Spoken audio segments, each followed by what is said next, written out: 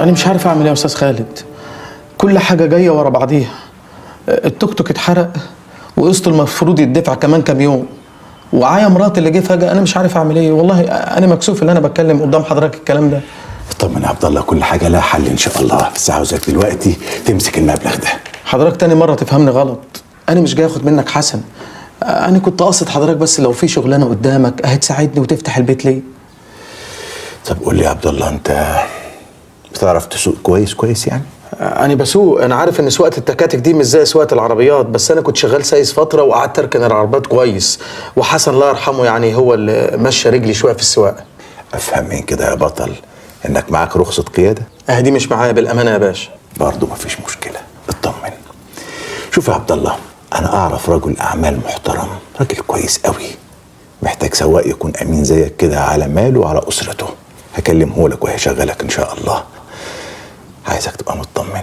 اما بالنسبه لرخصه القياده فانا هخلصها لك في ظرف يومين وهتكون في ايديك كمان. يا رب يكرمك ويكبر بخاطرك زي ما جبرت بخاطري. والله العظيم ربنا يقدرني على رد جمالك ده يا خالد بيه. انت ليك عندي كتير قوي يا عبد الله.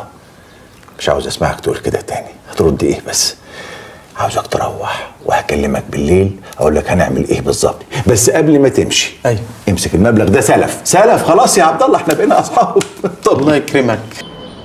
ازيك يا استاذ عبد الله؟ اهلا بيك يا استاذ ابراهيم. ده بقى ابراهيم صاحبي اللي ما حكيتلكش عنه، لسه هحكي لك عنه دلوقتي. ايوه انت عرفتنا خلاص يا سكرينه، انت مقضيها ليه كده؟ ازاي؟ سكرينه بقى مالوش سيره غير سيرتك. اما يا حبيبي ده ومن كتر كلامه عنك اتمنيت اني اشوفك واتعرف عليك، وهو حصل.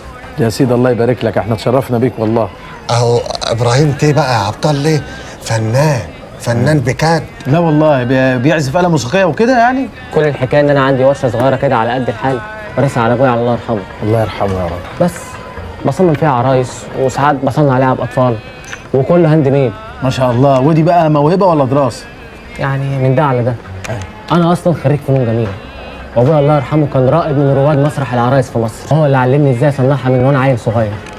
ولما اتخرجت ما لقيتش قدامي شغلانه غيرها، بس للاسف يا استاذ عبد الله مش جايبه همها.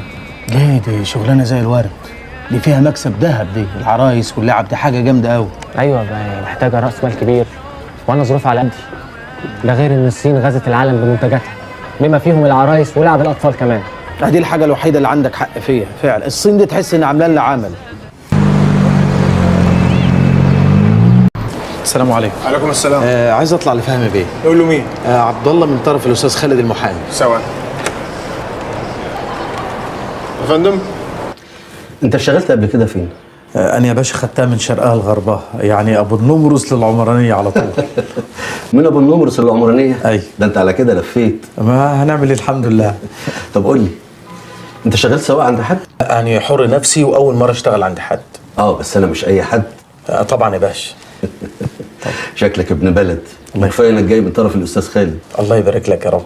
انت عارف اهم حاجه عندي ايه؟ الامانه يا باشا. تمام، انت كده جبت من الاخر. شوف بقى، انا عايزك تروح العنوان ده عنوان الفيلا. ايوه. عايزك تطلع الحاجات من شنطه العربيه وتديها للبواب، ترجع لي على طول. ماشي يا باشا حاضر. بس هي العربيه فين حته؟ السكرتيره بره هتقول لك على كل حاجه. حاضر. بس عايزك تاخد بالك منها. السكرتيره؟ لا يا خفيف، من العربيه. لا يا باشا انت فهمتني غلط. انا متجوز والله. ايوه. عبد الله السواق الجديد هيجي لك دلوقتي، اديله مفاتيح العربيه. مبروك يا عبد الله. الله يبارك فيك. شكرا يا باشا. الله يسترك يا رب. السلام عليكم. سلام ورحمه الله وبركاته.